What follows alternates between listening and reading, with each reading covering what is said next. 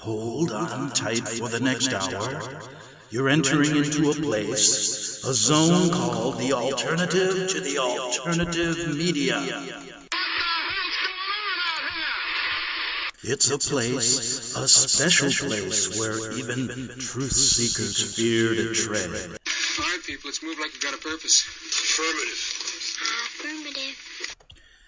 Okay, we're back on the Investigative Journal on this Wednesday, September 13th, 2017 day on our calendar. 6 million people without power in Florida. And my little community here in Mexico is without power. Not because of the earthquake, but probably because of some faulty wiring or something.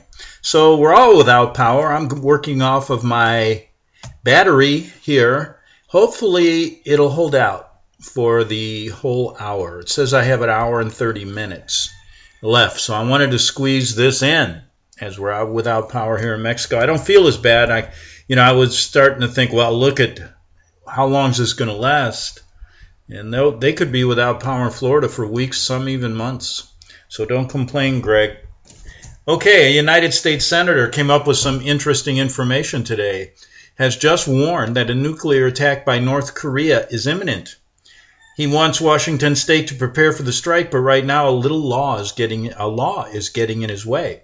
According to Senator Mark Milosha, the danger to Washington State, which is the closest part of the contiguous U.S. to North Korea, is starting to become imminent. Milosha has warned that the threat of nuclear attack is growing, and each weapons test done by the North and their defiant leader, Kim Jong-un, he is urging lawmakers to back the bid for an emergency response plan when they meet tomorrow, but he'll be fighting against a law that says the state of Washington cannot prepare for a nuclear war.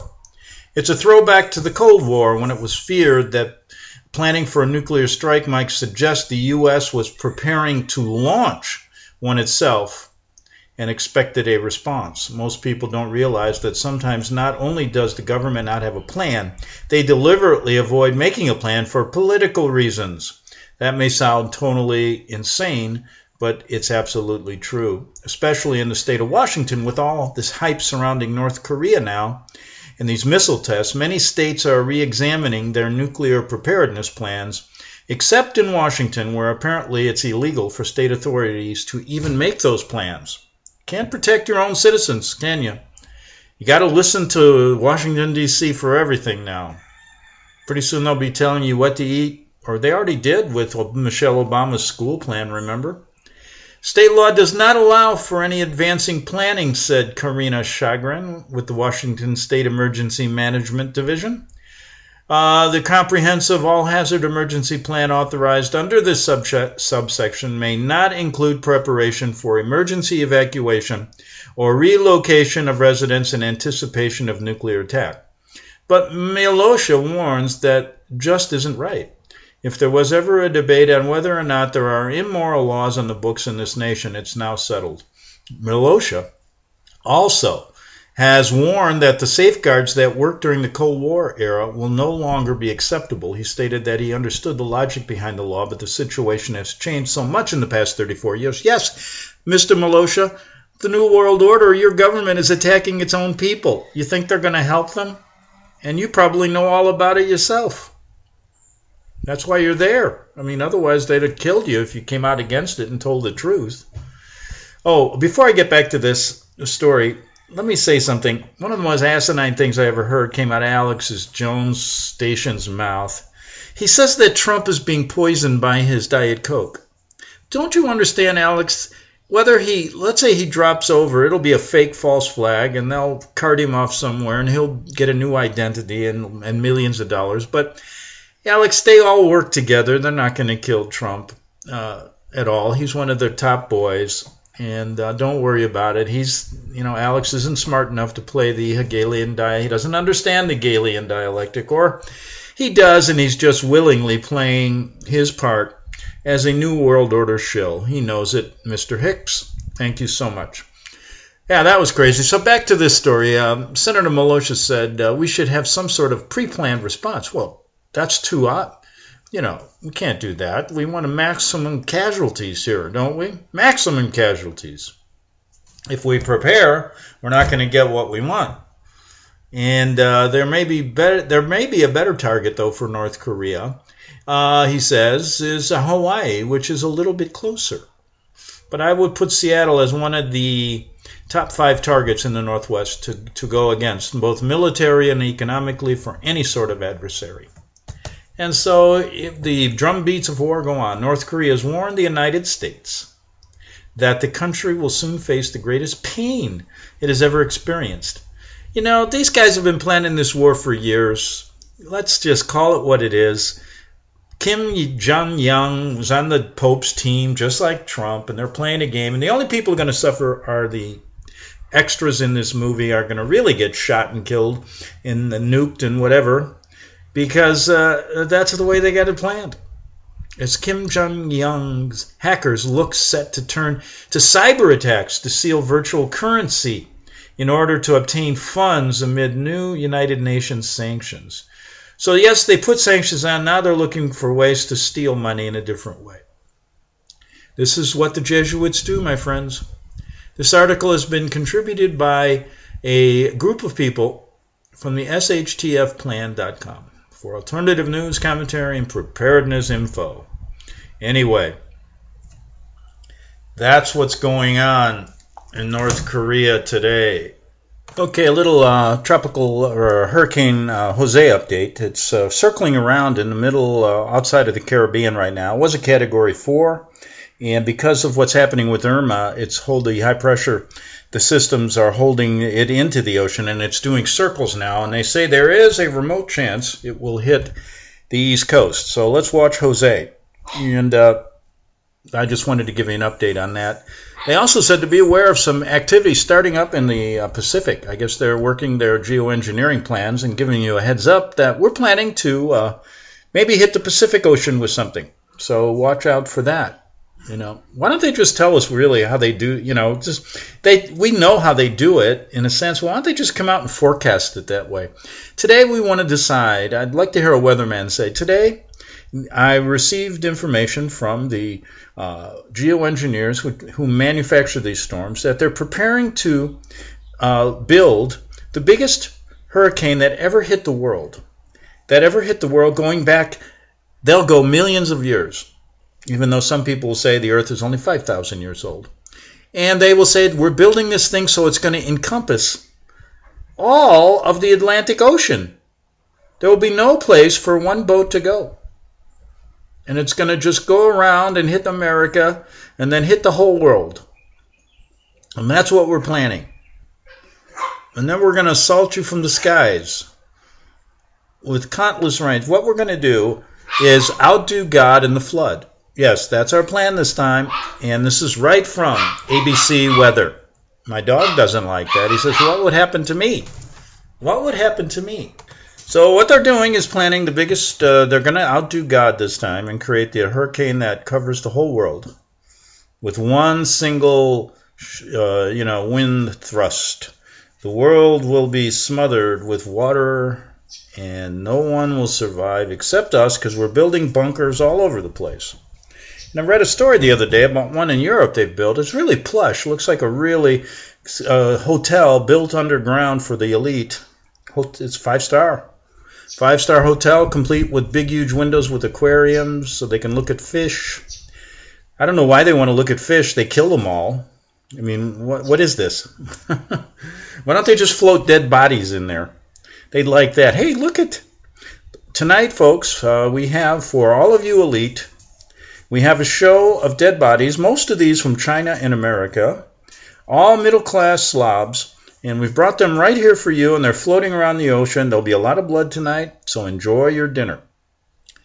That's what goes on at these bunker elite meetings. Okay, so here we have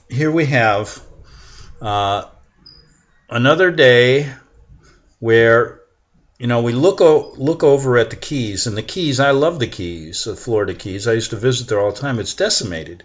Some people can't even, I told you, if that one of those roads go out, they won't be able to get back by boat, and that's exactly what they're doing. They're coming in with aid through airplanes and boats, and the road to get into the lower Keys is impassable right now, and it's just devastation. 6 million or more people without power. Just incredible. I'm without power too.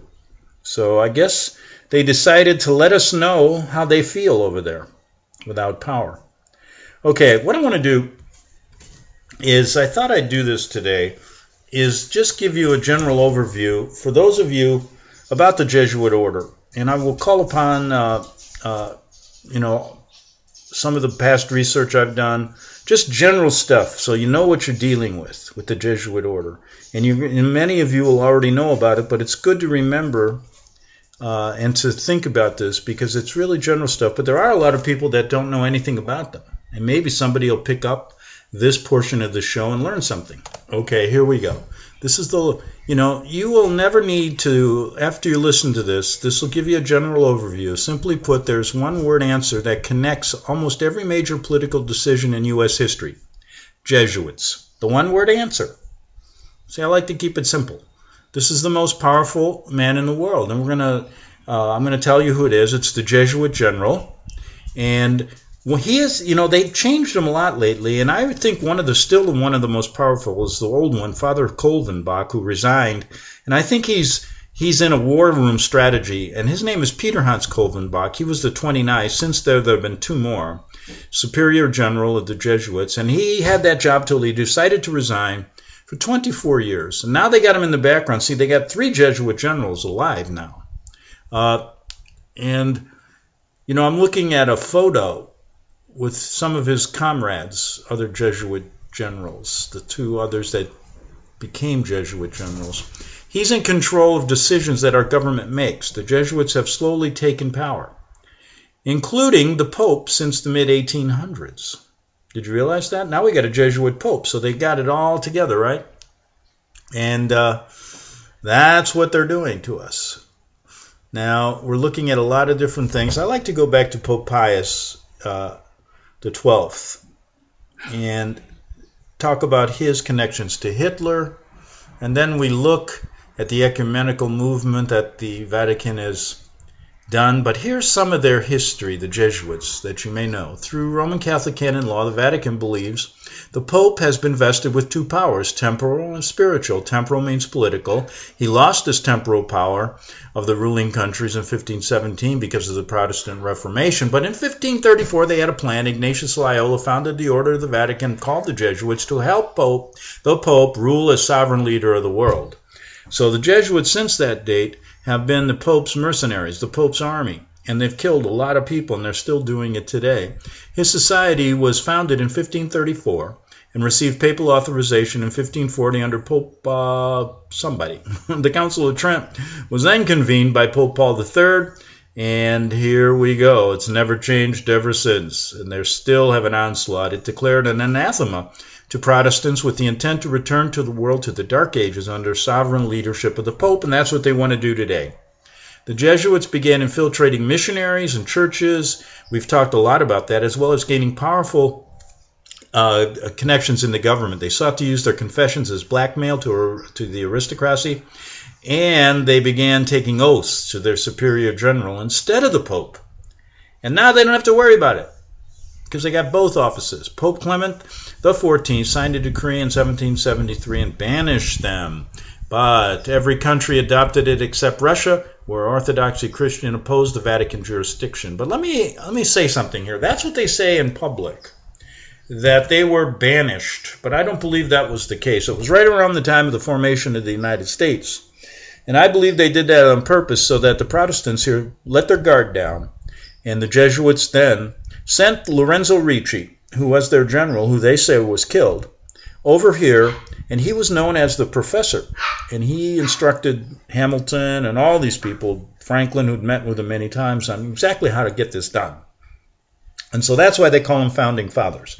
And Lorenzo Ricci should get the recognition that he deserves as one of our Founding Fathers, and the Jesuits should. But, they work behind the scenes because their goal wasn't freedom and constitutional law and great things for the people.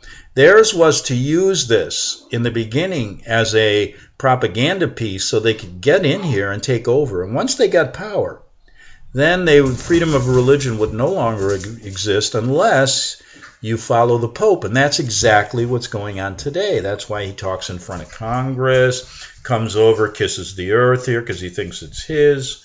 And then he goes to the UN and talks to all the world leaders. He's the boss. And one day he'll occupy that chair, that 666 chair that's empty in the UN. And the world will be peachy creamy for the Jesuits. Right? We finally got our way. The Pope rules, and nobody can do anything without him saying so. And that's why all these leaders bow down to him now. But nobody knows. Nobody cares in America. It's like, go on your merry way. And anyway, let's get back to a little bit of history here. The Jesuits continued. The Jesuits instigated the French Revolution. It worked after 41 years of banishment. Pope Pius restored them in 1814. Wow. Isn't that interesting? Just after America got going, and everything was moving, then the Jesuits, they came back. They never left. They were just working underground, like Sun Tzu's Art of War. Let your enemy think you're weak and you can get more done. And that's exactly what they did. Now, after the wars, Europe was at peace. It was the Jesuit Vatican's plan. In 1822, they decided to end the nation, and the world formed under these heretical Protestants, the United States of America. They set their sights on this country. In his inauguration speech in 1841, President Harrison knew of their attempt to infiltrate the office of the president. And he says this: "We admit of no government by divine right," and that was his death. Oh man, "that all are on equality, and we do not believe that the Pope should be involved." So you know what happened to him. That didn't go over well with the Pope in Rome. We are supposed to believe he died of pneumonia. This proves their current control of even our censored textbooks. This is an actual, rarely published quote of the extreme oath of the Jesuits take when entering the fourth vow. So let's read this. Well, I've done it so many times, we won't read it. So go get the fourth vow, but it's terrible. They'll kill anybody, do anything, and denounce anybody. It's incredible when you read this thing. "My son, heretofore you have been taught to act a dissenter among Roman Catholics, to be a Roman Catholic, and to be a spy even among your own. I do further declare that the doctrine of the churches of England and the blah, blah, blah. I do further declare that I will help, assist, and advise of any holiness agents in the place wherever I shall be." They act as spies, and they do it today. And I've pointed out many times, some of the recent spies, like Father Del Oglo right now in Syria. Then I've also pointed out, remember Father Walsh, who started the School of Foreign Service? Yes, as a result of covering up the truth, many people don't know that in total 7 presidents have been assassinated by them. The Jesuits pressured Zachary Taylor to invade Cuba. There was Catholic Austria, Catholic Spain, Catholic France, and England, all waiting, ready to do battle. It would have ended our country, and their goal would not have needed our upcoming civil war to divide us. The refusal to declare war on Cuba and issued this statement instead. That's interesting.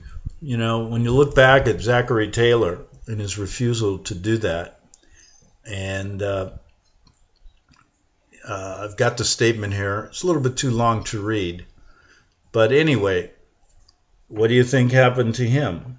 We'll find out. The Jesuits are now supporting the South by offering Jefferson Davis the presidency of the Confederacy and help from Mexico. But after issuing the Emancipation Proclamation, Lincoln allowed 200,000 ex-slaves to join the fight in the North. Once again, another goal to toppling America from the inside out had failed when the North won the war. However, that leads us into what I talked about the other day.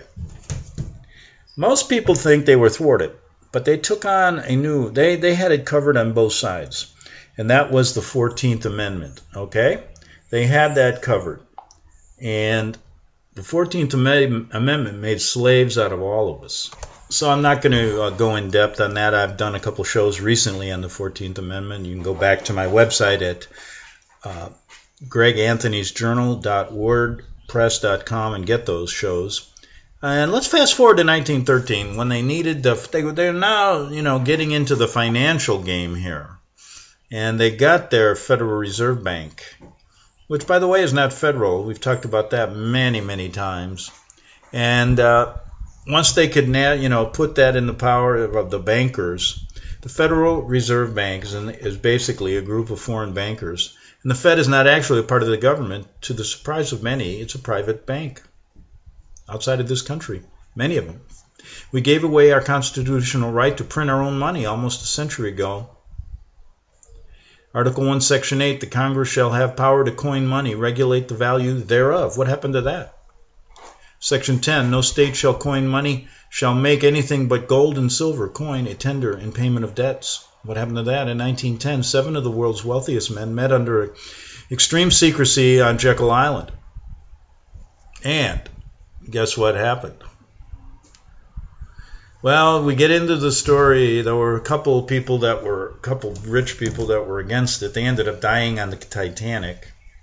We talked about the Jesuit plot to bring the Titanic down and the facts behind it. Now, you can believe it or not believe it, but that ushered in the Federal Reserve banking system, which, was the demise of this country. Because, basically it's just paper money. Together they drafted a plan called the Federal Reserve, and it passed through Congress over the Christmas recess in 1913. President Woodrow Wilson, loyal and complicit to the Jesuits and their plan, signed it into law. Since then, the Fed prints out money for us, then loans it to our government with interest. Enormous amount. That's why the income tax was invented the same year, which is unconstitutional to have the law-abiding citizens pay off the interest on our own money. It has been that way for nearly a century. Even inflation is man-made, created to control the surplus of money. The owners of banks comprising the Fed, which is actually 12 banking cartels, manufactured the stock market crash in the 20s. They did this to create a societal demand for Emergency Banking Act of 33. Once passed, Americans couldn't do anything. And since 33, Americans could no longer cash in their paper money for gold. If caught with gold, it was 10-year prison sentence. Domestically, this happened, but intentionally, any foreign investor or government could still cash in their dollars for gold. Until Nixon changed all that in 71 when he completely closed the gold window. From that moment on, no one in the world could redeem their dollars for anything of intrinsic value. This is known as fiat money. With paper currency floating around but no gold or silver reserve, a government is destined for complete liquidation. That is the crux of the master plan of the New World Order set out by the Jesuits, a complete and utter financial collapse as well. Foreign governments became nervous, and to prevent them from cashing in their U.S. bonds, Nixon offered up land as collateral. Nixon couldn't get away with it for long without the public knowing, so he invented the Environmental Protection Agency. Under the guise of safeguarding land, the EPA could set aside and collateralize this land to foreign interests. And when you look at what they did in the West, it's all EPA land. To this day, 30% of America has been offered as collateral. Did anybody know that? Now that you understand the looming threat of a new depression, this is one that the major reasons they had to assassinate JFK. He attempted to alleviate the debt by putting $5 billion of silver-backed currency into circulation. This is the last thing you'll ever need to know, and you'll know the Jesuits were behind it. And we talked many times about many reasons they killed Kennedy. And we'll get back with more Jesuit stuff after the break. We're going to take a break right now on the Investigative Journal. Go to Greg Anthony's journal at wordpress.com, and you can hit that donate button and keep this show alive by sending anything that you can afford. If you listen to the show and like what you hear, if you don't, just shut it off. And we'll try to keep this show on the air because it is listener sponsored. And it is quite a task these days because, boy, they sure got the media sewed up. I'll tell you that right now, and not for the good. Back in 3 minutes on the Investigative Journal.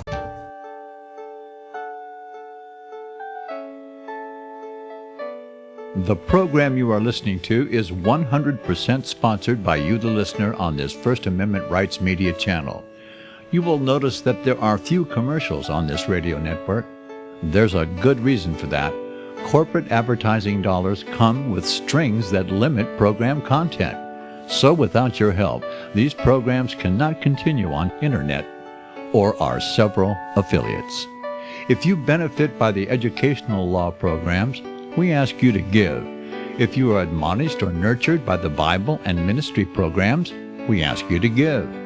If some voice a cause that you are passionate about, we ask you to give. If you believe in any of these, we ask you to support them as you would a missionary on a continual basis, as if giving a tithe for missionary radio. These programs are not commercially viable and must be supported by those faithful to the cause of truth. Look for the button to sponsor your favorite programs at our listen and schedule pages on the internet. Then, when you subscribe, we will send you the last quarterly MP3 CD of that program immediately, and continue to do so with each new quarter. We will also give you unlimited archive access to all of our programs. We're asking you to give much less than a tithe, so that you may also send support directly to a particular program host, cause, and anywhere else the Spirit may lead you. Do all to the glory of our God and Creator, for His holy nation, the only kingdom that will last forever. Thank you for listening.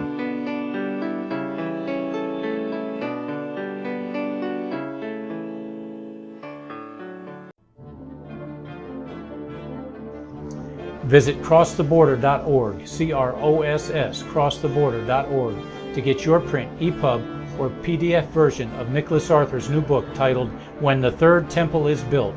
That's crosstheborder.org. When it comes to prophecy today, much of the evangelical Christian world has their eyes on Israel, waiting and watching to see when the third temple will begin to be built. The plans are drawn, the Jewish people are eager. Most evangelical Christians today believe that the rapture will happen before the third temple is built. Hi, I'm Michael Eugene. I was taught that Daniel's 70th week was in the future. Is that really what the Bible teaches? Have we searched the scriptures and found this to be true? Why is it so important for a re-established Israel to build a third temple in Jerusalem? Is it necessary to build a temple on the same location already occupied by the Dome of the Rock?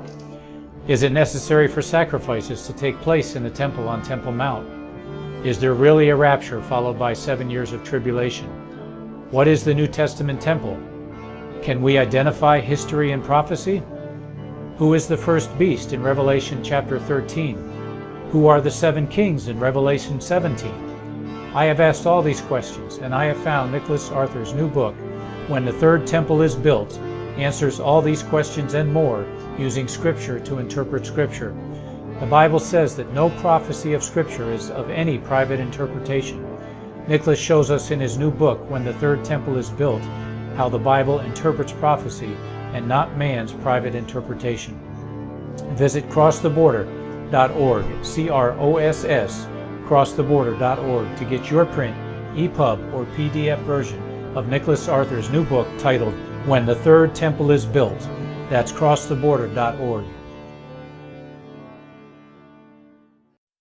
The following program is labeled dangerous and off limits by the supreme Jesuit command. But stand tall, people.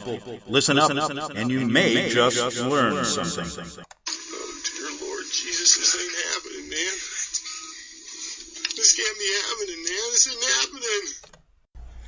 Okay, we are back on the Investigative Journal for the second half of this show. And so we talked about Kennedy. What he was attempting to do was to alleviate the national debt by putting $5 billion of silver-backed currency into circulation. That was one of the reasons they got him. And this would have eventually bankrupted the Fed, and currency was taken back out of circulation the day after he was buried. Even the $1 bill itself is a sign of the times, with hidden symbols and phrases. We don't talk about that much, right? Under the random pyramid and the all-seeing eye of Horus on the back, there is a Latin phrase, Novus Ordo Seclorum. And we know what that means, don't we? Novus, new, order, Seclorum, world, new order world, new order of the world, new world order. And then you look at the dollar bill. That's the owl in the upper right-hand corner of the dollar bill. The owl is the mascot of the Bohemian Grove Illuminati. Yes, And the Jesuits, where they do a lot of do they do satanic sacrificing there? These are members of the Bohemian Club worshiping a 40-foot owl statue. I'm looking at a picture. It's a select group of wealthy, powerful men. Those are the people, the pawns of the Jesuits. Started with Calvin Coolidge. Reagan was one of them. Nixon was there. Eisenhower was at the Bohemian Grove. They all go there. Get their jolly kicks off. The Illuminati, meaning enlightened ones, is a global group of powerful people believing they are the rulers of the world. In the U.S., we know them as Bohemian Club, Shriner, Freemasons, Skull and Bones, etc. All of these have included nearly every single U.S. president, cabinet member, military chief. In England, the House of Windsor believes they are one of the loyal bloodlines. These are the ones who work for the Jesuits. Here's exactly what happens when you mess with that. You get, when you mess with that, look what happened to the car that Princess Diana was in when they killed her. She was murdered, and all eyewitness accounts show that the paparazzi were 300 yards behind the crash, but were blamed instead. It took the ambulance 1 hour and 46 minutes to get her to the hospital that was 4 miles away. What the world doesn't know is that Princess Di was killed because she was pregnant with Dadi El-Fayad's baby. In France, it's illegal to embalm a body before an autopsy. However, they partially embalmed her immediately, but only the waist up, preventing an autopsy from telling that she was pregnant. The child would have meant that Prince William, the future heir to the British throne, would have been a half Muslim, half brother. They had to prevent Muslim blood from being involved. In the end, she was buried behind the Spencer family estate in England on a small island where they bury their dogs. Quite interesting, huh? The Illuminati and the Jesuits and the powerful people in this country are still less powerful, though, than the Jesuit general. He has 83 provincials assigned to different hemispheres that report directly to his 6 assistants. There are 10 in America. The president is not the most powerful man in the country. He reports directly to the Archbishop of New York, his superior. And that is for sure. I'm looking at a picture of Bush, baby Bush, with Cardinal Egan. And we all know about Spellman. Now here they are. That's why they have that dinner, right before the presidential elections. Separation of church and state is a lofty idea, but that's gone. And every president except JFK, he's the only one to stand up to them. The Federal Reserve Bank was now making a lot of money from driving up the national debt. They trained DM in the U.S. in the Jesuit values at the Marino Seminary. And looking at a picture of that man, he trained directly under Archbishop of New York Spellman. Did you know that? Though the Jesuit instigated war, they appointed a Catholic president to South Vietnam with his indoctrinated anger. For several years, his authoritarian regime massacred thousands of Buddhists that would not convert to Catholicism. He was doing well for the Jesuits' interest in the converting of Buddhists and massacring the heretics. JFK, though, what did he do? Had him assassinated. 20 days later, they killed JFK. After all this history, look at the threat to this country. 9/11 was planned and operated by the United States. We could then attack countries under the unwinnable war since then. Impossible to get out of our $9 trillion debt, 80% of which is owed to the Federal Reserve Bank. The same rich guys, yeah. In short, they seek to undermine and completely destroy our Constitution, the Jesuits do. They are investing heavily in the future of Russia, China, and India. That's why when you call, you get a guy from India on the phone. Because there will be a day soon that they no longer need our military and fleeting financial assistance. They plan for martial law to be declared and use one more government-planned Bioterrorism Act. Martial law should come as no surprise since the passing of the Patriot Act after the much-forgotten anthrax scare in Congress. It stripped us of many of our rights that we will never get back, and it was written before 9/11. Through power given to FEMA, they have already started practicing. Illegal search and seizures of civilians traveling on public highways. They practice for the day America loses its liberty. People, they give up their rights. They don't, a guy comes to their window, let me look in your car. Okay, go right ahead. There's nothing here. A letter from the council to President John Adams, written to President Jefferson. I'm not happy about the rebirth of the Jesuits. Swarms of them present themselves under more disguises, and if ever an association of people deserve to be damned, it's them. The Jesuits, boy, they never forget. Never do they forget. That's for sure. And many people, like Lincoln, were killed because of them. Now, the other day I did a pretty good show, I think, on Abraham Lincoln and some new information that came out through C.T. Wilcox and his revised book that he's putting out. And he'll be on the show in a week or so when I can get him away from being a security guard. But I thought I'd bring up some sideline information, so to speak, some other stuff regarding Lincoln and going back to, I think that was a very, very important time in our country. And the history books have been rewritten by the Jesuits and all of their minions. But the condition of our country before President Lincoln came to Washington was deplorable. That can be found in the secrets of the great conspiracy to overthrow the liberty of America. And when we look at that time, the cause of Lincoln assassination can be traced back to 1822 in the Congress of Verona. There's a lot of background information. Now, the death of Lincoln was, but one step in an attempt to carry out the secret Treaty of Verona, October 20, 1822, a pact entered into by the high contracting parties of the Congress of Vienna, Austria, which had met. 1814, Pope Pius VII restored the Society of Jesus. We talked about that in 1773 on the grounds that it was immoral, dangerous, etc. in 1773. With the restoration of this order, now they're back even though they never went away.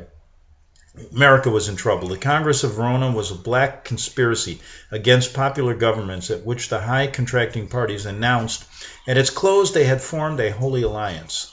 The particular business of Congress of Verona developed was ratification of Article 6 of the Congress of Vienna, which was in short a promise to prevent or destroy popular governments wherever found and to reestablish monarchies.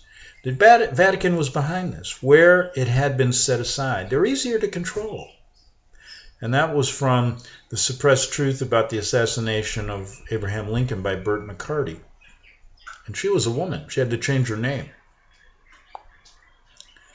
So, when we look at this and we go even a little farther, this Holy Alliance, having destroyed popular government in Spain and in Italy, had well-laid plans also to destroy popular governments in the American colonies, which had revolted, from Spain and Portugal and Central and South America under the influence of the successful example of the United States. So here we go. The Jesuits had to do something, didn't they? Yes, they did. And so they kept working and working and working. Now, the treaty was signed, made at Verona the 22nd of November, 1822, for Austria was involved in that, and so were many monarchs. But what about the Knights of the Golden Circle and the path to the 1860 election? Who are the Knights of the Golden Circle? Well, let's look at it. At the close of the year 1834, there were to be found in Charleston and New Orleans and some other southern cities a few politicians who earnestly desired their reestablishment of the African slave trade and the acquisition of slave territory. So we're moving back a little bit in time. And let's move forward then. Yes, Greg, you got 15 minutes to go. And here we move forward, and that was from, then these men, they formed clubs called, what were they? The SRCs, the Southern Rights Clubs, and they had signs of recognition by which they made themselves known. The Southern Rights Clubs. There's a lot of information that we don't know about. In the year when was this? Going back to 1812, the SRCs had become more numerous and their organization was more highly perfected. In 1855, now that was 1852, excuse me. And then 1855 they were moving forward. Now, what about the Knights of the Golden Circle? They are a circus. It was about the time that the certain George C. Bickley, who was a native of Boone County, Indiana, but I lost you there. He was in Cincinnati. And having espoused the cause of the SRCs, took it in hand to reduce them to more perfect state of organization. He christened it with a highly chivalrous name of the Knights of the Golden Circle. And that was Mr. Bickley. He's an interesting character. So, the Knights of the Golden Circle. There's a nice ring to it. The Knights of Malta, the Knights of the Golden Circle, all coming together. And I'm looking at them, and they had their, kind of like Islamic look to them. Yeah, interesting. Okay, so let's look more forward here. The several divisions of the Knights of the Golden Circle, according to the new Constitution, were called castles. As is the case, most other secret orders, there were subordinate castles and grand castles, state castle, and legions.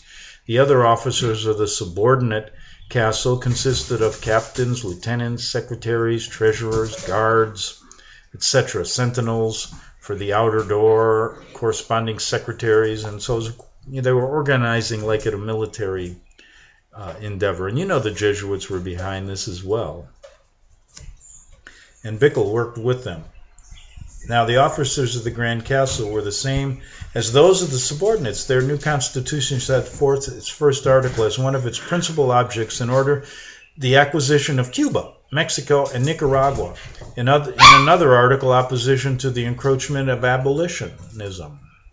So they were trying to now making sure the KGC's plan for the 1860 election was to do everything they could to get Lincoln elected.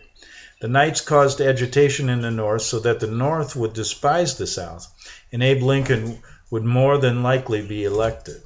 We didn't know that, did we? He was in a tough position, man. I mean, I can't imagine. So you got people, the Jesuits, pulling every possible string to create strife. And they knew that it's kind of like they put a guy in like Trump, knowing what their plan was. Now, back then, I think it wasn't as organized as it is today, but they knew Lincoln would create this division that they wanted, this fight that they wanted. And Lincoln had good intentions. So now we got... The KGC put out a flood of rumors in the South. Mr. Lincoln was generally believed to be totally illiterate, a numbskull, as barbarous to the slaveholders as a Hottentot. So they were using the Jesuit propaganda against him. And, an emailer sent me something and said, Greg, could you find out a little bit about why people thought Lincoln was a bad president? And I have friends that think that today. And it's this bad, it was the propaganda campaign that was even started back then. And just by this... In the South, he was considered, and he didn't have the greatest, he wasn't Robert Redford. And he was kind of, spindly, right? So they put out all these rumors. They wanted to create a war. And behind the scenes, they wanted Abe in the presidency because they could say he would abolish slavery and tread on Southern rights. And then they could have their war. But Abe wanted to do neither. As we shall see. There was no compromise to be had, no saving the Unions. Too much effort was put in the war, and moving forward was the only thing he could do. He didn't want that. You see, he was in that position as well. And we got into the background story of why the Jesuits wanted to kill him anyway for what he did in the Father Chiniquy lawsuit before he became president.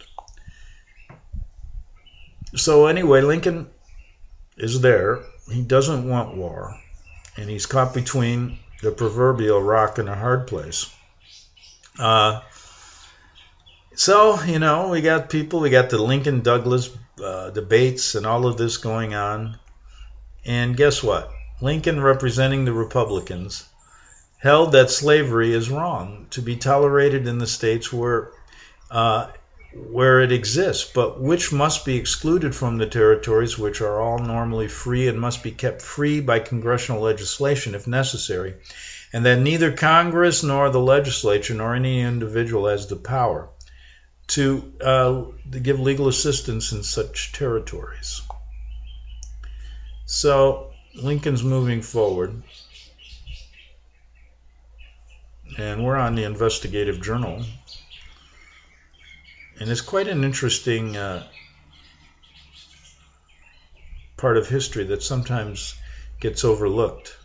The little background information, and I found it interesting how some of these secret societies, they wanted him in.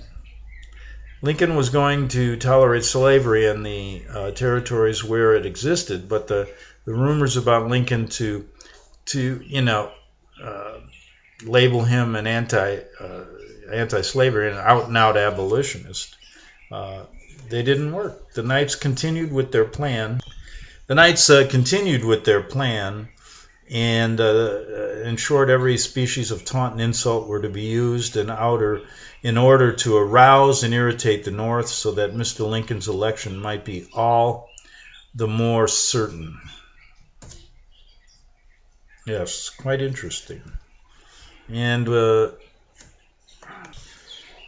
okay, so another reason the Knights needed Lincoln to the presidency was because Douglas, who was second to Lincoln in the popularity vote, did not fit in with their plans. In the South, the Democracy was almost a unit in opposition to Douglas, holding as they did that Douglas' free soilism was far more dangerous to the South than the election of Lincoln because it seeks to create a free soil party there, while if Lincoln triumphs, the result cannot fail to be a South united in her own defense. And that's some of the background. On the 25th of October, 1860, in Augusta, South Carolina, the governor, William Henry Gist, the congressional delegation, and other leading South Carolinians met and decided that in the event of Lincoln's election, the state would secede from the Union.